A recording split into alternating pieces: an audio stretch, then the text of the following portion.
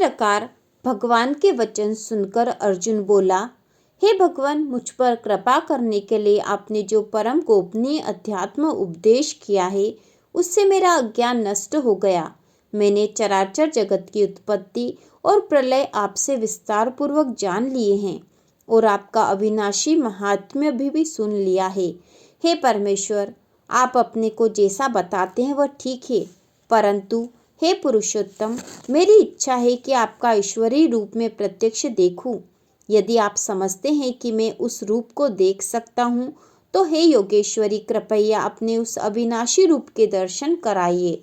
अर्जुन की इस प्रार्थना पर कृष्ण जी बोले, अर्जुन, मेरे सैकड़ों प्रकार के नानाविध विविध वर्णन और आकार प्रकार के दिव्य रूपों को देख। आदित्य, वसु, रुद्र, अश्विनी कुमार और मरुत जो तूने कभी देखे नहीं हैं, आश्चर्यमय हैं, उन मेरे रूपों को देख। मुझ में एक स्थान पर विद्यमान चराचर सहित संपूर्ण जगत को देख और जो कुछ देखना चाहे देख, परंतु मेरे इस रूप को अपने प्राकृत नेत्रों से नहीं देख पाएगा।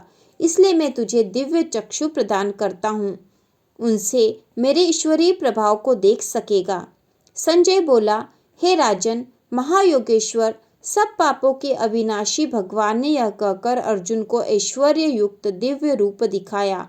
इस रूप में अर्जुन ने देखा कि इसमें अनेक मुख, अनेक दिव्य नेत्र और अनेक अपूर्व रूप है। नाना आभूषण, दिव्य मालाएं और वस्त्र, दिव्य गंधों का लेप और सब प्रकार के आश्चर्यों से युक्त उन्नत और विराट स्वरूप अर्जुन ने देखा। हे राजन, आकाश में एक साथ 1000 सूर्यों के उदय होने से जो प्रकाश होता है वह भी उस विश्वरूपी महात्मा के प्रकाश के बराबर न होगा। उस विराट रूप को देवाधिदेव के शरीर में अर्जुन ने देखा। यहाँ एक ही स्थान पर नाना रूप समस्त जगत उपस्थित है। यह सब देखकर आश्चर्यान्वित और रोमांचित हुआ धनंजय भक्ति सहित प्रणाम कर हाथ जोड़कर भगवान से कहने लगा, हे देव, आपके शरीर में संपूर्ण देव, संपूर्ण भूत समुदाय, कमल के आसन पर स्थित ब्रह्मा, महादेव, सब ऋषि और दिव्य स्वरूप को देखता हूँ। हे विश्वेश्वर, आपके अनेक हाथ, पेट, मुख, नेत्र है, कहीं मध्य और अंत नहीं दिख पड़ते। मुकुट, गदा और चक्र है। चारों ओर जाज्वल्यमान तेज का पुंज, सर्वदा प्रदीप्त अग्नि और सूर्य की भांति अनुपम आपका यह दुर्निरीक्ष्य तेजो रूप में देख रहा हूँ। हे भगवान, आप ही जानने योग्य सर्वोत्कृष्ट अक्षर हैं। इस जगत के परम आश्रय, अनादि धर्म रक्षक, अविनाशी सनातनी पुरुष है। आपका आदि, मध्य और अंत नहीं है। बाहुए अनंत है। चंद्र और सूर्य ही आपके नेत्र है। महात्मन, भूलोक और पृथ्वी के बीच का संपूर्ण आकाश और सब दिशाएं आपसे व्याप्त है। आपका यह उग्र रूप देखकर तीनों लोक क्षुब्ध है। सारे देवता आप में प्रविष्ट हो रहे हैं। कोई डर से हाथ जोड़े स्तुति करते हैं। महर्षि और सिद्ध सब आपको देखकर आश्चर्य कर रहे हैं। आपके अनेक मुख, नेत्र, बाहु, जंघा, पांव, पेट, दाढ़ वाले इस भयंकर रूप को देखकर सब लोग और मैं भी क्षुब्ध हूँ। यह आपका आकाशचुंबी अनेक वर्ण प्रदीप्त खुले मुंह वाला प्रकाशमान और बड़ी बड़ी आंखें वाला रूप देखकर मैं भयभीत हूँ। मुझे धैर्य और शांति नहीं है। विकराल दाढ़ वाले प्रलय काल की अग्नि के सदृश आपके मुखों को देखकर मैं चकरा गया हूँ। हे जगन निवास, आप प्रसन्न हो। इस धृतराष्ट्र के ये सब पुत्र, सब राजाओं समेत भीष्म, द्रोण, कर्ण, हमारे सब योद्धा भी शीघ्र आपके भयंकर मुख में धंसे जा रहे हैं। किसी किसी के तो पिसे हुए सिर आपके दांतों में फंसे दिखाई पड़ते हैं। जैसे नदियों के अनेक जल प्रवाह सबके सब समुद्र की ओर बहते हैं, वैसे सब योद्धा आपके प्रदीप्त मुखों में ही प्रविष्ट हो रहे हैं। जैसे पतंगा प्रज्वलित अग्नि में गिर के नष्ट होता है, वैसे ही सब लोग द्रुत गति से आपके मुख में ही प्रविष्ट हो रहे हैं और आप प्रज्वलित मुखों के द्वारा इनको खाते हुए खूब चाट रहे हैं। आपका उग्र तेज इस जगत को भस्मसात कर तपाता है। भगवान, बताइए, आप उग्र रूप वाले कौन हैं? आपको नमस्कार हो, प्रसन्न होजिए। आपका सात्विक रूप में जानना चाहता हूँ।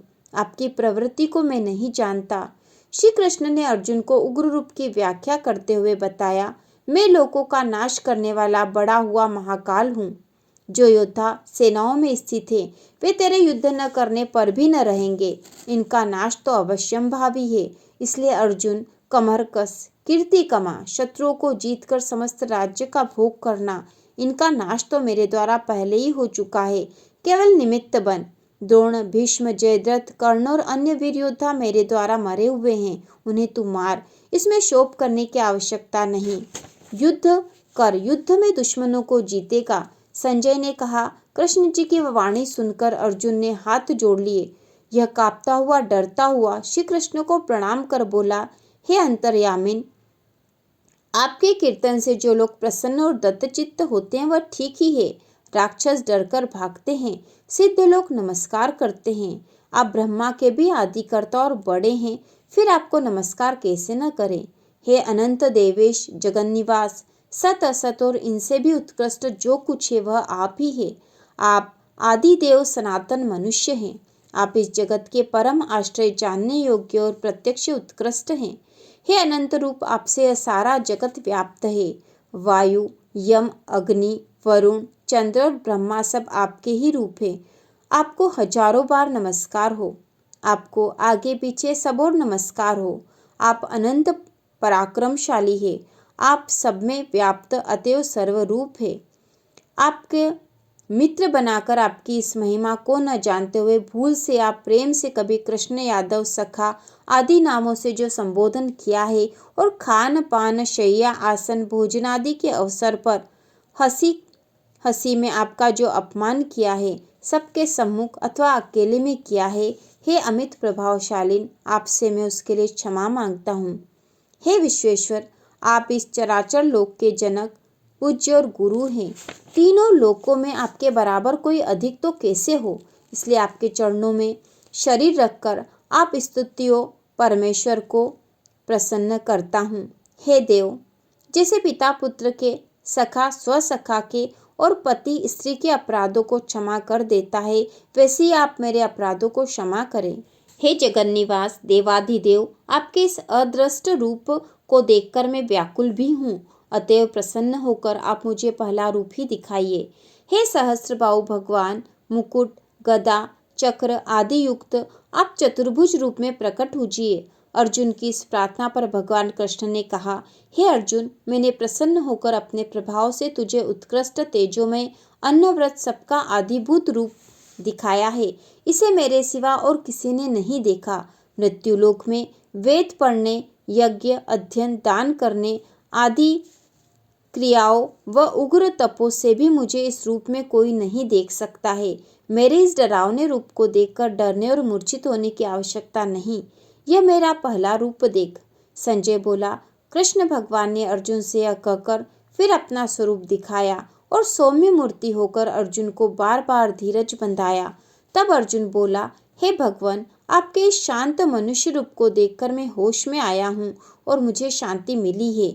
भगवान कृष्ण ने फिर बताया, अर्जुन, यह मेरा अति दुर्लभ रूप जो तूने देखा है, उसके दर्शन के लिए देवता भी सदा लालायित रहते हैं। जिस रूप में तूने मुझे देखा है वह रूप तो वेद, तप, दान व यज्ञ की साधना से भी देखने को नहीं मिलता, परंतु परम तप, अनन्य भक्ति से मुझे इस रूप में देखा और जाना जा सकता है। मुझ में लीन हुआ जा सकता है।